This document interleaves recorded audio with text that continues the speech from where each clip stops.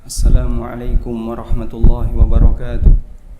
Innal hamdalillah nahmaduhu wa nasta'inuhu wa nastaghfiruh wa na'udzu billahi min shururi anfusina wa sayyiati a'malina. May yahdihillahu fala mudilla lahu wa may yudlil fala hadiya lahu. Wa asyhadu an la ilaha illallah wahdahu la syarika lahu wa asyhadu anna Muhammadan 'abduhu wa rasuluh. Ya ayyuhalladzina amanu taqullaha haqqa tuqatih wa la tamutunna illa wa antum muslimun. Ya ayyuhan nasu taqu rabbakumul ladzi khalaqakum min nafsin wahidah wa khalaqa minha zawjaha wa batha minhuma rijalan katsiran wa nisaa'a wattaqullaha alladzi tasaaluna bihi wal arham innallaha kana 'alaikum raqiba. Ya ayyuhalladzina amanu taqullaha wa qulu qawlan sadida yuslih lakum a'malakum wa yaghfir lakum dhunubakum wa may yuti'illaha wa rasulahu faqad faza fawzan 'azima. Amma ba'du fa inna asdaqal hadithi kitabullah wa khairal huda huda nabiyyina Muhammadin sallallahu alaihi wasallam wa syarral umuri muhdatsatuha fa inna kulla muhdatsatin fid dini bid'ah wa kulla bid'atin dhalalah wa kulla dhalalatin finnar. Wa usalli wa usallim ala nabiyyina Muhammadin wa ala alihi wa sahbihi ajma'in. Hadirin jamaah Jumat dimuliakan Allah Subhanahu wa taala. Para ulama membuat sebuah kaidah. Kaidah itu menyatakan syaraful ilmi bi syarafil ma'lum. Nilai dari kemuliaan ilmu tergantung dari objek yang dipelajari. Karena itulah para ulama menyatakan bahwa ilmu agama adalah ilmu yang berada di tingkatan paling atas, karena ilmu agama mempelajari wahyu Allah Subhanahu wa taala yang diturunkan kepada nabi yang mulia. Kendati demikian, ada beberapa ilmu yang disebut oleh para ulama sebagai ilmu mulia walaupun itu berurusan dengan masalah dunia. Salah satu di antara ilmu yang dipuji oleh Imam Asy-Syafi'i rahimahullah adalah ilmu kedokteran. Karena beliau menganggap bahwasanya ilmu ini sangat dibutuhkan oleh umat. Sampai beliau rahimahullah pernah menyampaikan dalam sebuah pernyataan seperti yang dikutip oleh Adz-Dzahabi dalam Siyar A'lamin Nubala. Beliau mengatakan, "La a'lamu ilman ba'dal halali wal haram anbala minat tibbi." Belum pernah aku mengetahui satu ilmu yang lebih mulia setelah halal haram, setelah ilmu masalah agama. Anbalal minat tibbi, yang lebih mulia dibandingkan ilmu kedokteran. Illa anna ahlal kitabi qad ghalabuna alaihi. Sayangnya ahli kitab yaitu Yahudi dan Nasrani lebih mendahului kita dibandingkan diri kita dalam mempelajari dan menguasai ilmu ini. Bahkan Imam Asy-Syafi'i rahimahullahu taala pernah menyatakan bahwa ilmu kedokteran salah satu di antara piranti ilmu yang dibutuhkan oleh masyarakat selain ilmu agama. Sampai beliau pernah menyatakan, la taskunanna bi baladin la yakunu fihi alimun yuftika an amri dinik wala tabibin yunabbiukan an amri badanik. Kau jangan tinggal di sebuah daerah yang di tempat itu tidak ada ulama yang bisa memberikan fatwa terhadap masalah agamamu, dan tidak ada dokter yang bisa menceritakan tentang kondisi badanmu. Sampai Imam Asy-Syafi'i rahimahullah menyebut ilmu ini sebagai salah satu di antara ilmu yang sangat dibutuhkan oleh masyarakat, sebagaimana layaknya ilmu agama. Namun jamaah dimuliakan Allah, ada satu keprihatinan yang pernah disampaikan oleh Imam Asy-Syafi'i rahimahullah terkait kondisi kaum muslimin. Mengingat ilmu ini ilmu yang penting, tapi ternyata ahli kitab lebih menguasai dibandingkan kaum muslimin. Diceritakan oleh salah satu murid beliau, Harmalah Al-Misri. Harmalah mengatakan, "Kana Asy-Syafi'i yatalahhafu ala ma dhayya'al muslimun min at-tibb." Imam Asy-Syafi'i sangat menyayangkan ketika kaum muslimin menyia-nyiakan ilmu kedokteran. Wa yaqul, sampai beliau mengatakan, "Dhayya'u thulutsal ilmi." Kaum muslimin telah menyia-nyiakan sepertiga ilmu, wa wakaluhu ilal yahudi wan nasara. Dan mereka serahkan ilmu ini kepada Yahudi dan Nasrani. Yang ini menunjukkan bagaimana perhatian Imam Asy-Syafi'i terkait ilmu kedokteran, yang seharusnya itu menjadi motivasi bagi kaum muslimin untuk lebih serius dalam mempelajarinya. Apa yang disampaikan oleh Imam Asy-Syafi'i rahimahullah adalah kondisi yang beliau alami di zaman beliau. Apakah suasana semacam ini juga dialami oleh masyarakat kaum muslimin di zaman sekarang? Anda sebagai para dokter, calon dokter, atau yang mempelajari ilmu kedokteran tentu lebih paham tentang kondisi ini.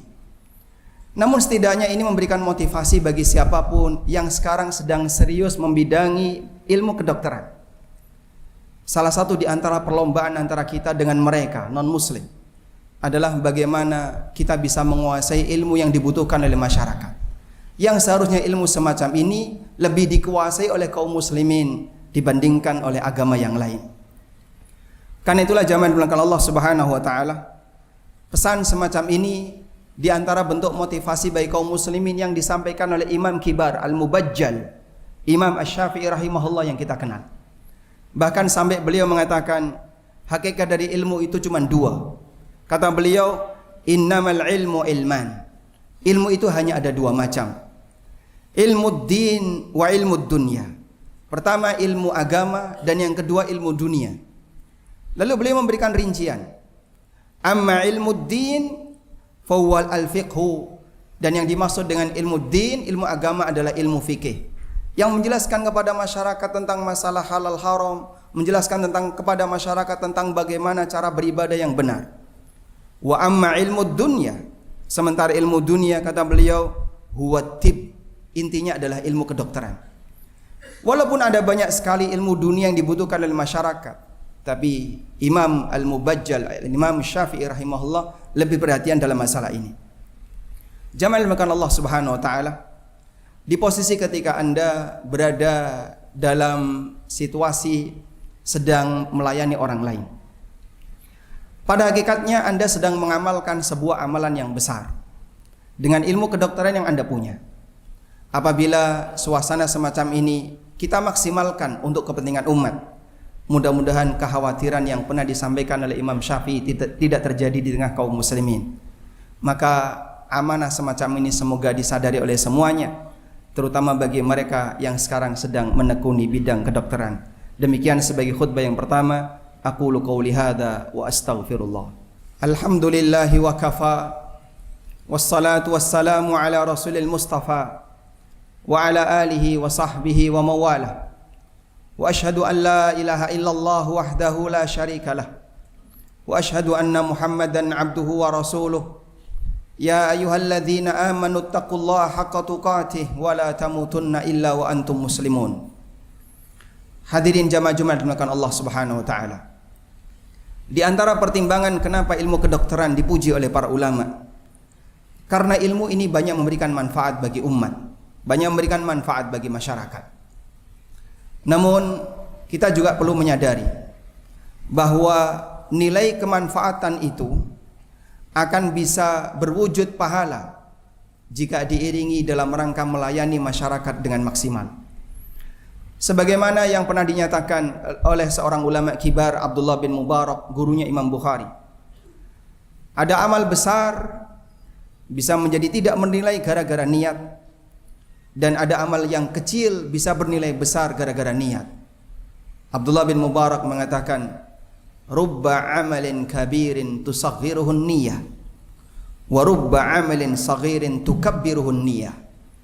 Ada banyak amal besar tapi nilainya jadi kecil gara-gara salah niat, dan ada banyak amal kecil tapi diiringi dengan niat yang besar maka dia bernilai besar. Siapapun yang berprofesi sebagai dokter, dia melayani masyarakat. Dan kita tahu bahasanya semangat para dokter ketika melayani mungkin berbeda-beda, tergantung niat antara satu dengan yang lain. Dan suasana niat semacam inilah yang nanti akan menentukan nilai apakah Anda berpahala ataukah tidak. Seberapa besar nilai pahala yang Anda dapatkan dihitung dari kualitas niat yang Anda punya. Karena itu Nabi SAW ingatkan dalam hadis riwayat Bukhari Muslim, wa innama likulli imri'in ma nawa. Apa yang diperoleh oleh seseorang sejalan dengan apa yang dia niatkan. Apabila ada orang yang dia mempelajari ilmu kedokteran, kemudian dia jadikan itu sebagai profesi dalam hidupnya, tapi dalam pikirannya hanya sebatas untuk menguntungkan pribadinya, bagaimana agar dia bisa menjadi orang yang sukses dari sisi dunia, punya kekayaan materi, punya bayangan bisa mendirikan rumah sakit dan seterusnya, tapi hanya sebatas pertimbangan dari sisi dunia, maka mungkin tidak ada nilai lebih untuk orang semacam ini. Akan berbeda ketika ada sebagian di antara mereka yang berupaya mempelajari ilmu yang bermanfaat bagi masyarakat ini, dan dia punya semangat dari awal bagaimana agar dia bisa melayani masyarakat, bisa memberikan manfaat bagi umat. Ilmu hanya akan menjadi ilmu yang itu bukan prestasi jika tidak mendatangkan manfaat bagi yang lain. Dalam hadis yang sahih, Nabi SAW menyatakan, ahabbun nas ilallah anfa'uhum linnas. Manusia yang paling dicintai oleh Allah adalah yang paling memberi manfaat bagi yang lain. Ada banyak sekali potensi yang diberikan oleh Allah kepada masing-masing hamba. Beragamnya potensi itu membuat dinamika kehidupan ini jalan. Namun siapakah yang berprestasi? Tentu bukan orang yang kaya potensi. Banyak orang pinter, tapi ketika itu hanya untuk kepentingan pribadi, tentu pinternya bukan prestasinya. Karena itu Rasulullah SAW pernah gambarkan dalam hadis riwayat Bukhari, An-nasu ma'adin. An-nasu ma'adin. Manusia itu seperti barang tambang. Khiyaruhum fil Islam, khiyaruhum fil jahiliyah, idza faquhu. Yang terbaik dalam Islam adalah yang terbaik di masa jahiliyah. Maksudnya dia punya banyak potensi. Idza faquhu, apabila dia paham agama dan dia maksimalkan potensinya untuk mendukung kegiatan sosial keagamaan. Karena itu prestasi Bapak Ibu sekalian, saudara-saudara sekalian, baik yang sudah jadi dokter maupun yang sekarang sedang belajar untuk menjadi dokter, atau yang jadi perawat, atau yang sedang belajar untuk menjadi perawat, termasuk juga yang kuliah di fakultas yang lain, semua kita diberi potensi oleh Allah yang beragam. Dan perlombaan kita adalah siapakah di antara kita yang paling banyak memberikan manfaat bagi umat. Kita mohon kepada Allah Subhanahu wa taala, semoga Allah Subhanahu wa taala menjadikan kita sebagai pribadi yang bisa memberikan manfaat bagi yang lain, dan Allah bisa maksimalkan dan kita bisa maksimalkan potensi yang Allah berikan kepada kita untuk banyak memberikan manfaat bagi yang lain. Allahumma salli ala Muhammad wa ala ali Muhammad kama sallaita ala Ibrahim wa ala ali Ibrahim innaka Hamidum Majid. Allahumma ighfir lil mu'minina wal mu'minat wal muslimina wal muslimat al ahya'i minhum wal amwat innaka sami'un qaribun mujibu da'awat ya qadiyal hajat.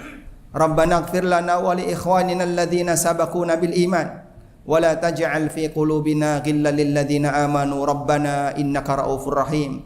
Allahumma inna nas'alukal huda wat tuqa wal afafa wal ghina. Rabbana hab lana min azwajina wa dhurriyyatina qurrata a'yun waj'alna lil muttaqina imama. Rabbana atina fid dunya hasanah wa fil akhirati hasanah wa qina adzabannar. Wa sallallahu ala nabiyyina Muhammadin wa ala alihi wa sahbihi wa sallam. Wa akhiru da'wana anil hamdulillahi rabbil alamin wa qumu ila salatikum. Umroh bareng ANB, beribadah dengan ilmu. Hubungi